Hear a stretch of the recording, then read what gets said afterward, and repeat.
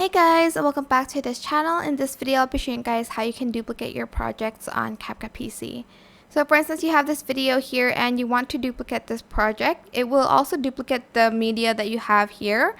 So go to menu and go back to home page. I'm just going to wait for it to load a bit.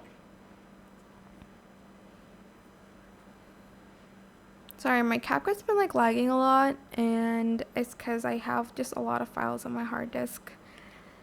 So you have to go back to home page, if this will let me. I'll be right back when it's loaded. Okay, I am back. So when it's loaded, you're just going to select the three dots here and select duplicate, or just simply right click on the project and you're going to select duplicate, and it's going to copy project. It does take a few minutes depending on the media that you have on that project. So if you have a lot, it's going to take longer to copy and paste. So yeah, that is how you can duplicate your projects on CapCut PC. I hope this tutorial was helpful for you guys. Don't forget to like, comment, share. Also subscribe to this channel if you haven't done that already.